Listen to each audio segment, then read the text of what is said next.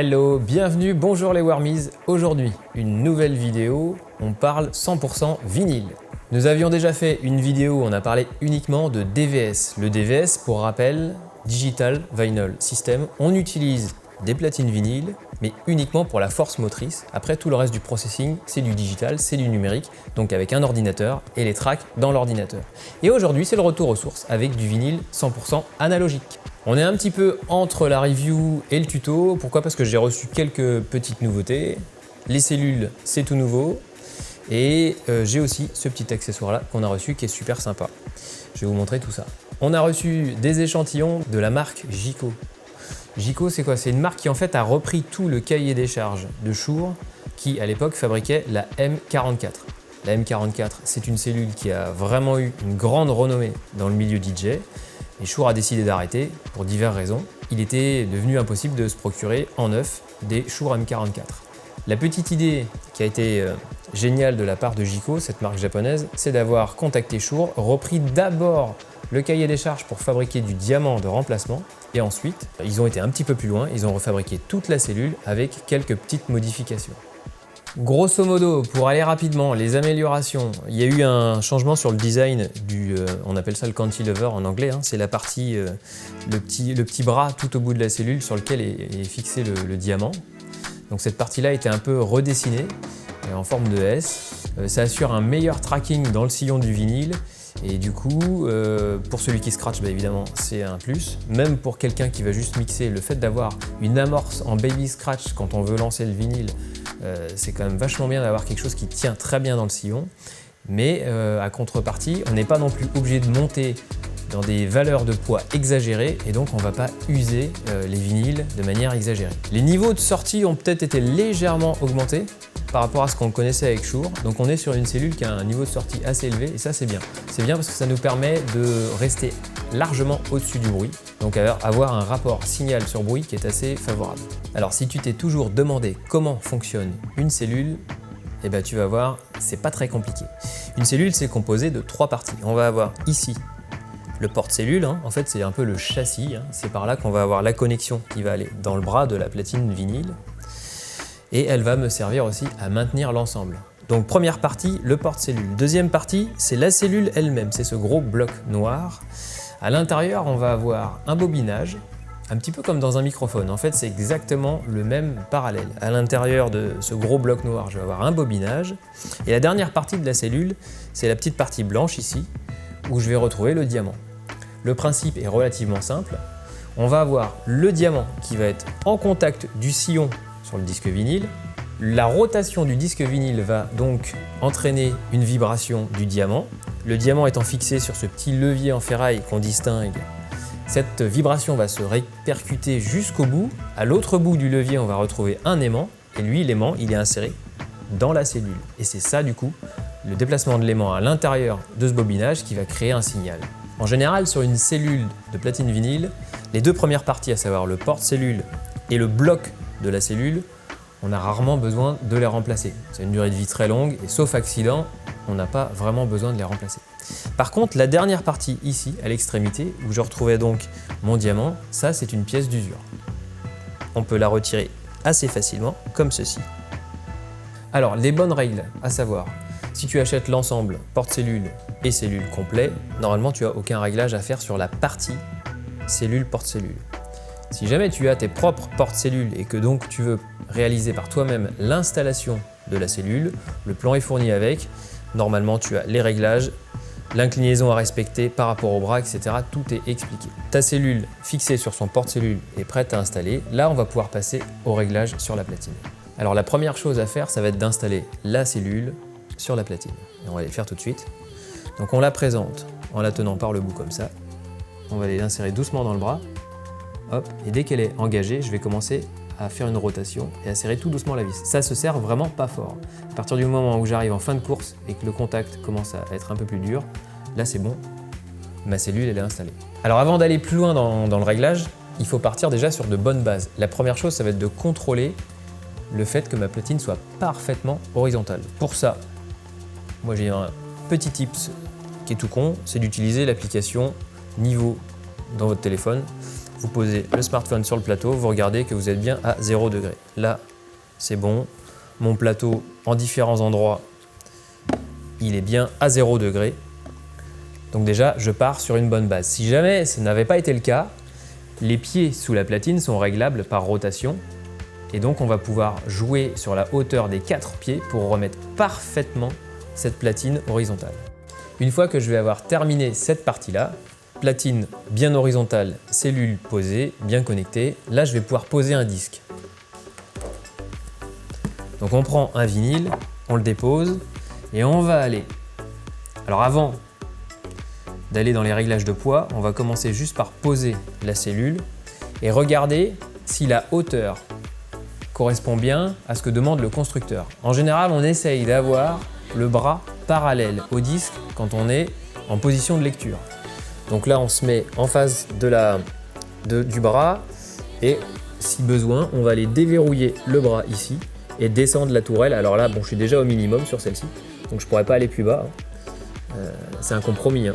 On ne peut pas toujours respecter parfaitement ce que le constructeur va indiquer dans sa fiche technique. Et bon, là, je suis déjà au minimum sur la hauteur de ma tourelle. Je ne pourrais pas descendre plus bas. Mon bras a un léger piqué là, mais je ne pourrais pas faire mieux. Une fois que mon bras va être vraiment à la bonne hauteur, maintenant je vais pouvoir aller un peu plus loin. Pour le poids, on va commencer par remettre l'anti-skating à 0. On va lever le bras et on va tourner le poids jusqu'à trouver un point d'équilibre. Le but étant que le bras reste le plus horizontal possible. Alors pour ça, je vais me mettre en face. Je vais laisser tomber gentiment mon bras. Et à chaque fois que je tourne, j'essaye de m'approcher le plus possible du point d'équilibre. Là, je suis pas mal. J'ai mon bras qui est en suspension, au point d'équilibre, à l'horizontale. Une fois que j'ai fait ça, je vais prendre le bras et je vais aller le verrouiller pour qu'il ne bouge plus. Et là, ici, je vais tourner mon échelle pour afficher le 0 juste en face du repère qui est sur le poids. Une fois que j'ai calé mon 0, là, je sais qu'à ce point-là, j'ai 0 g. Ça veut dire quoi? Ça veut dire que maintenant, à chaque fois que je vais tourner, la valeur que je vais lire en face du trait, ce sera le poids réellement appliqué sur la cellule. Alors pour ça, c'est relativement simple. On va aller regarder ce que préconise le constructeur. Et Gico, sur cette cellule-là, nous indique qu'on peut travailler entre 3,5 et 4,5 en termes de poids. Je recommande de toujours commencer par le poids le plus réduit. On peut même travailler parfois en dessous, mais bon, l'idéal c'est de rester quand même dans cette fourchette de poids, dans la mesure où c'est dans cette plage que la restitution sera la meilleure en termes de réponse en fréquence et que l'accroche sera la meilleure. On peut aussi parfois monter un petit peu plus en poids si on a des soucis, si on a tendance à faire sauter, mais l'idéal est quand même de rester sur ce que nous donne le constructeur. Ça va être le meilleur compromis entre un son bien défini, une accroche correcte dans le sillon et une usure pas trop importante du vinyle. Alors l'anti-skating se règle également en fonction de ce que préconise le constructeur et on retrouve le réglage de l'anti-skating ici sur la platine. Actuellement, je suis à 0. L'anti-skating, en fait, c'est un ressort qui va s'opposer à la force qui est créée par la rotation. La rotation du vinyle va avoir tendance à emmener la cellule dans une direction et l'anti-skating contre cette force. On va avoir aussi ce petit levier là qui permet de déplacer le bras sans être en contact avec le disque. C'est-à-dire que là, j'ai aucun risque de rayer le disque, je ne touche pas le disque. Et c'est quand je vais appuyer sur le levier vers le bas, hop, mon bras va descendre gentiment jusqu'à rentrer en contact avec le vinyle. Alors sur une platine, on va retrouver ce qu'on appelle la tracking light ici, qui permet d'éclairer le bout de la cellule. Évidemment, là, je suis dans des conditions idéales, je suis en studio, donc on a beaucoup de lumière, donc je vois parfaitement ce qui se passe. Mais quand vous jouez la nuit en club, évidemment, c'est pas du tout les mêmes conditions et on peut être du coup amené à avoir des difficultés à retrouver la position sur le disque. Parlons un petit peu de comment on lance un vinyle. Il y a plusieurs solutions. Je peux partir avec le bras en position repos, lancer le vinyle, prendre la cellule et venir la déposer délicatement à l'amorce du disque. Et là, je vais attendre le départ du son. Hop, ici j'ai le son qui est parti. Et je vais aller chercher mon amorce. C'est une première solution. Une deuxième solution, c'est d'aller positionner directement la cellule sur le début du disque et ensuite de lancer la lecture. Après ça, c'est à chacun de voir un petit peu comment il veut procéder. Un autre point super important, si tu veux mixer vinyle analogique, donc avec des plaques comme ça, l'idée c'est d'avoir aussi une console, une table de mixage qui va avoir des super préamplis. Parce que là on va travailler en full analogique, donc voilà, on a besoin d'une table qui va avoir une qualité en termes de préampli assez importante. J'ai choisi cette petite Xone 96 qui est vraiment réputée dans le milieu de la techno, et ce que je propose c'est que je vais te faire écouter directement comme ça le vinyle et tu vas pouvoir juger un petit peu de la qualité de restitution de la cellule.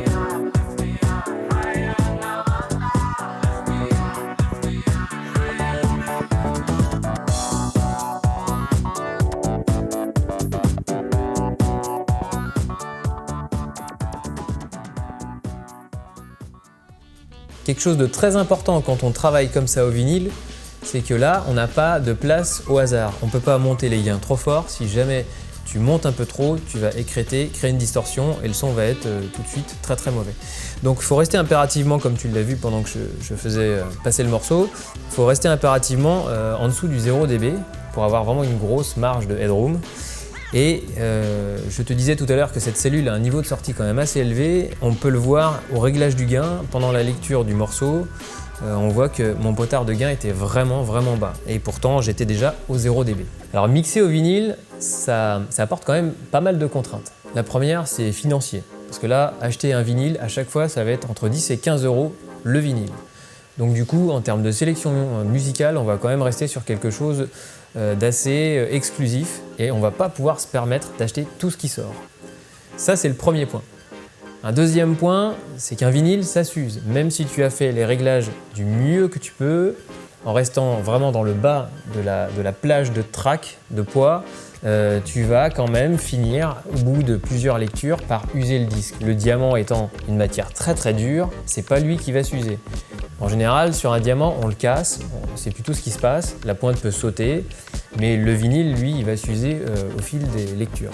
Troisième point qui est lié aussi à l'usure, l'entretien des vinyles, c'est un peu plus compliqué. Il faut nettoyer les plaques, éviter qu'il y ait de la poussière dessus, régulièrement lever les cellules et enlever avec un petit pinceau le petit amas de poussière qui va se mettre juste devant le diamant. Donc ça nécessite quand même pas mal d'entretien et dans le fonctionnement, il faut être beaucoup plus zen.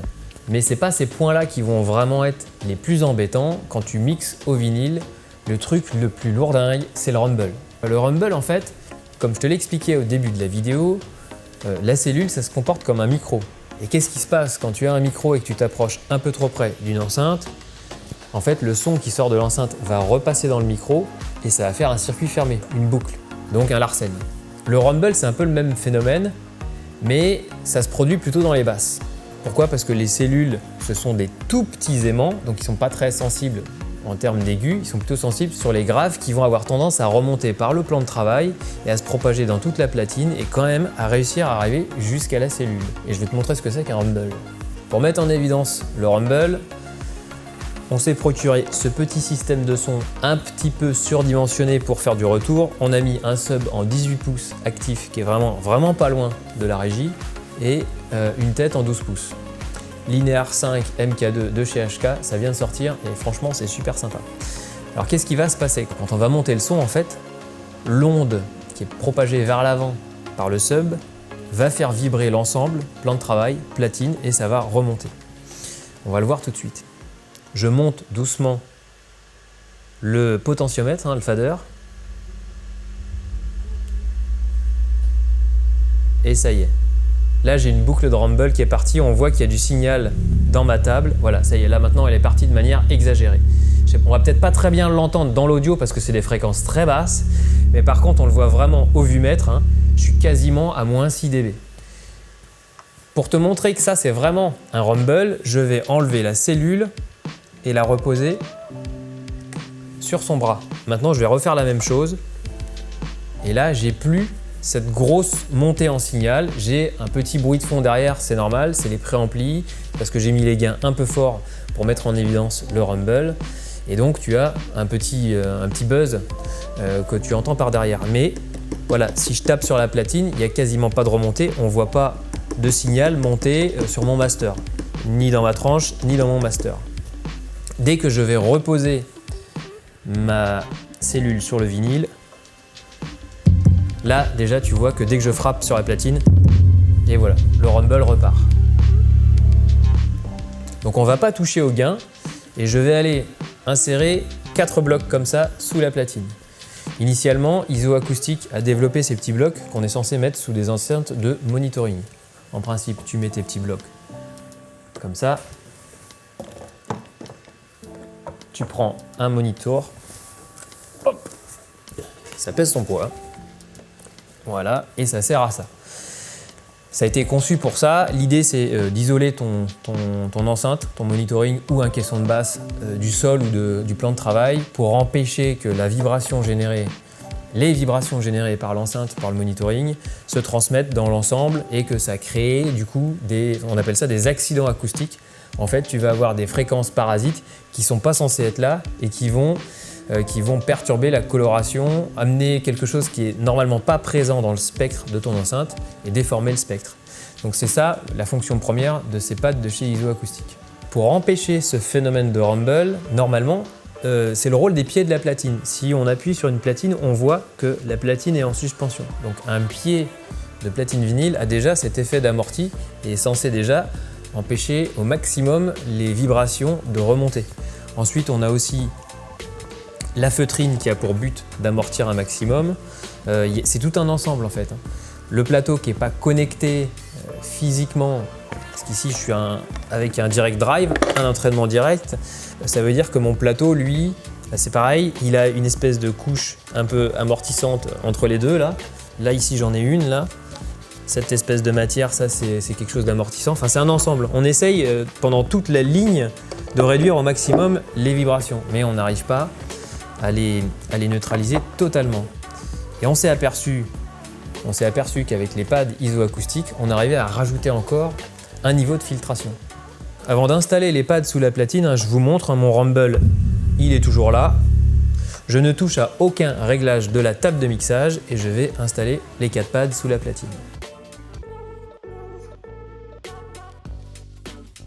La platine est restée exactement au même endroit. On a juste intercalé les 4 pads sous les 4 pieds.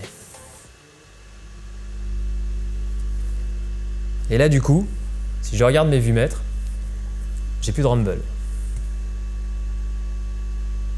On a toujours ce buzz derrière, évidemment, ça qui est dû au niveau très élevé de mes préamplis et à mon gain qui est monté très très haut, mais je n'ai plus de rumble.